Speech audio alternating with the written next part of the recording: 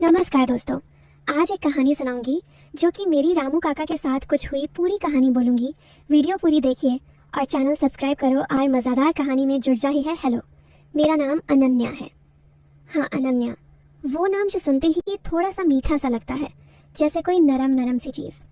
मेरी उम्र अभी 24 साल की है और मैं एक छोटे से गाँव में रहती हूँ जहाँ सब कुछ इतना शांत और देसी है।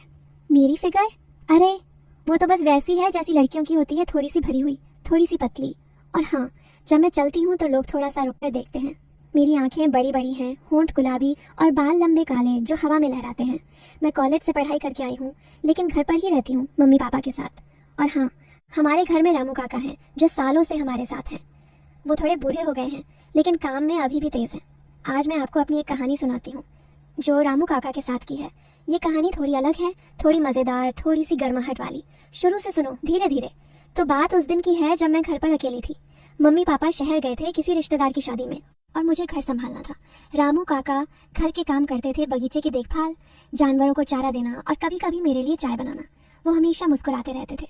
उनकी आंखों में एक अजीब सी चमक होती थी जब वो मुझे देखते। मैं सोचती थी काका तो बूढ़े हैं, लेकिन उनकी बातों में कभी कभी ऐसा कुछ होता है जो थोड़ा सा टेढ़ा लगता।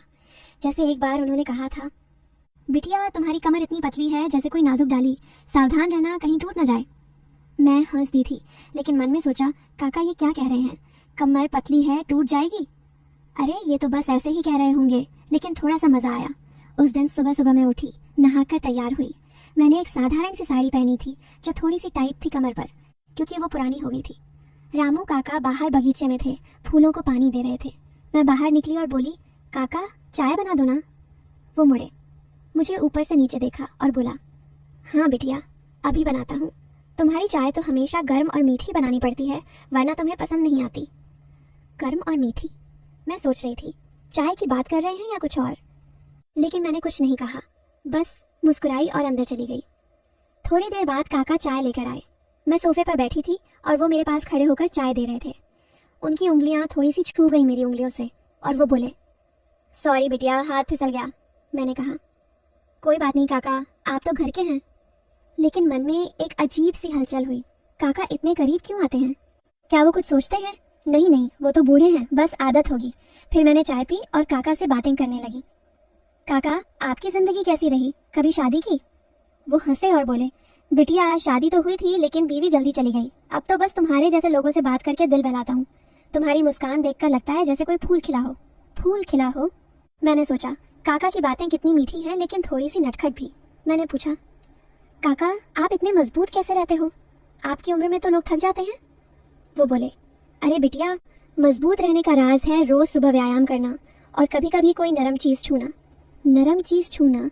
मैं चौंक गई, लेकिन फिर सोचा शायद फूल या कुछ और का मतलब है। काका की बातों में हमेशा ऐसा कुछ होता जो दिमाग घुमा देता।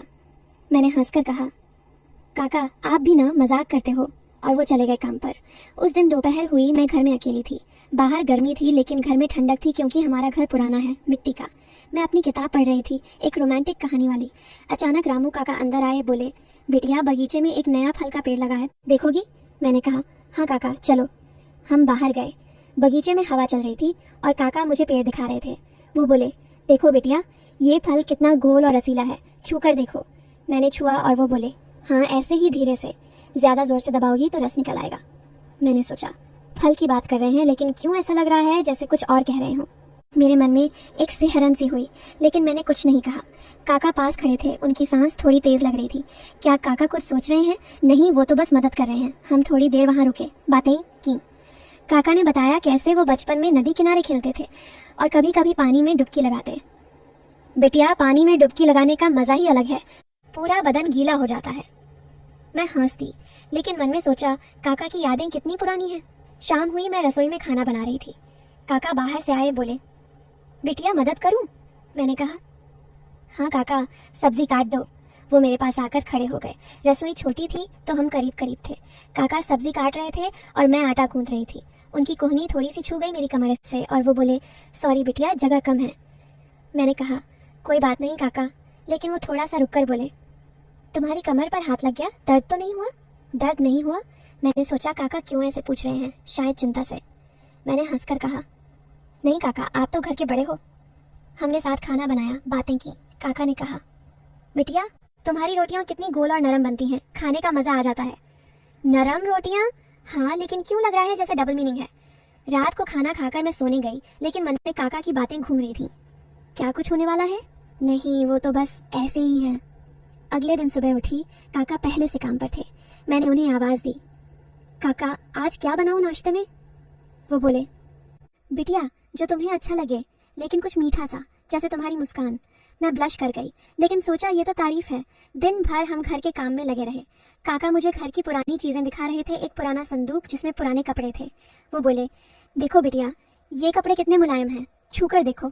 मैंने छुआ और वो बोले, हाँ ऐसे ही धीरे धीरे, ज्यादा रगड़ोगी तो घिस जाएंगे। मेरे मन में फिर वही ख्याल आया, काका इतनी करीब क्यों आते हैं? लेकिन वो तो बस दिखा रहे हैं। हमने घंटों बातें की, काका ने अपनी जवानी की कहानियां सुनाई, कैसे वो खेतों में काम करते थे, पसीना बहाते और शाम को थक कर आराम करते। बिटिया, थकान उतारने का तरीका है कोई नरम जगह पर लेटना। नरम जगह? मैंने पूछा नहीं, बस सुनती रही। दोपहर में मैं थोड़ी थक गई थी, सोफे पर लेटी। काका आए, बोले, बिटिया पैर दबा दूं, तुम थकी लग रही हो। मैंने कहा, नहीं काका ठीक हूँ। लेकिन वो बोले, अरे कोई बात नहीं, मैं तो बस मदद करता हूँ। पैर दबाने से आराम मिलता है, पूरा बदन ढीला हो जाता है। ढीला हो जाता है? मैंने मना कर दिया, लेकिन मन में सोचा काका की मदद कितनी अच्छी है, लेकिन थोड़ी सी अजीब भी। शाम को हम बगीचे में बैठे, सूरज ढल रहा था। काका बोले, बिटिया सूरज ढलते देखना कितना सुंदर है, जैसे कोई गर्म चीज धीरे धीरे ठंडी हो रही हो। मैंने हाँ कहा, लेकिन सोचा ये क्या कह रहे हैं। रात को फिर खाना, बातें। काका की आंखें मुझे देखती रहती जैसे कुछ कहना चाहती हूँ। क्या कुछ होने वाला है? सस्पेंस बढ़ रहा था मेरे मन में। तीसरे दिन मम्मी पापा आने वाले थे, लेकिन देर हो गई। मैं और काका अकेले। सुबह काका ने कहा, बिटिया आज मैं तुम्हें घर की छत पर ले चलूं, वहां से नज़ारा अच्छा है। मैं गई। छत पर हवा तेज थी, मेरी साड़ी उड़ रही थी। काका बोले, बिटिया साड़ी संभालो, कहीं उड़ न जाए। मैंने संभाली, लेकिन वो पास आए, बोले, मदद करूं?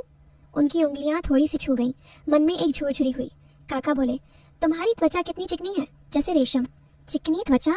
मैं शर्मा गई, लेकिन सोचा तारीफ है। हम वहाँ बैठे, बातें की। काका ने बताया कैसे वो बचपन में छत पर सोते थे, तारों को देखते। बिटिया रात में तारे देखना और कभी कभी कोई चीज़ छूना मज़ा आता है। फिर वही डबल मीनिंग। दोपहर में मैं रेस्ट कर रही थी, काका बाहर थे। अचानक वो अंदर आए, बोले, बिटिया एक पुरानी किताब मिली, देखोगी? किताब में पुरानी कहानियाँ थीं, थोड़ी रोमांटिक। हम साथ पढ़ने लगे। काका बोले, देखो ये कहानी में लड़की कितनी करीब आती है लड़के के। मैंने कहा, हाँ काका, लेकिन मन में सोचा काका क्यों ये दिखा रहे हैं। शाम को हमने साथ चाय पी, काका की बातें और मीठी हो गई। बिटिया तुम्हारी कंपनी में समय कैसे निकल जाता है, लगता है जैसे कोई जादू है। रात को मैं सोच रही थी काका के साथ ये दिन कितने अलग गुजरे, क्या कुछ और है? लेकिन नहीं, वो तो बस अच्छे हैं। चौथे दिन मम्मी पापा आ गए, लेकिन कहानी यही नहीं रुकी। अब रोज काका से मिलना, बातें करना आदत हो गई। एक दिन मैं बाजार जाने वाली थी, लेकिन काका बोले, बिटिया मैं साथ चलूं, अकेले मत जाओ। मैंने कहा हाँ। रास्ते में हम बातें करते गए। काका बोले, तुम्हारी चाल कितनी मतवाली है, लोग देखते रह जाते हैं। मतवाली चाल? मैं हंस दी। बाजार में काका ने मेरे लिए फल लिए, बोले, ये रसीले फल तुम्हारे जैसे। घर आकर मैं सोचती रही। धीरे धीरे दिन बीतते गए, काका की बातें और करीबी बढ़ती गई। कभी हाथ छूना, कभी तारीफ, लेकिन कभी कुछ ज्यादा नहीं। मन में सस्पेंस था क्या होगा। महीनों बीत गए। एक दिन काका बीमार पड़े, लेकिन वो क्लिच नहीं, बस थकान से। मैं उनकी देखभाल करने लगी, दवाई देती, बातें करती। काका बोले, बिटिया तुम्हारी देखभाल में लगता है जैसे स्वर्ग है, तुम्हारा स्पर्श कितना नरम है। स्पर्श? लेकिन मैं समझ गई वो बस कह रहे हैं। मैंने उनकी मदद की और धीरे धीरे वो ठीक हुए। फिर एक दिन काका ने कहा, बिटिया मुझे तुमसे कुछ कहना है। मेरा दिल धड़का, क्या अब कुछ होगा? वो बोले, तुम्हें पता है मैं तुम्हारा असली काका हूँ, तुम्हारे पापा का सगा भाई। सालों पहले परिवार से अलग हुआ था, लेकिन अब वापस आया हूँ तुम्हारी रक्षा करने। मैं चौंक गई। ट्विस्ट, रामू काका असल में मेरे चाचा थे जो गुम हो गए थे। उनकी बातें बस प्यार थी, कोई थर्क नहीं। मैं रो पड़ी और हमने परिवार को बताया। अब सब खुश हैं। थर्की लोग सोचते रह गए, लेकिन अंत में समझ गए कि असली प्यार क्या है। कहानी अच्छी लगी ना?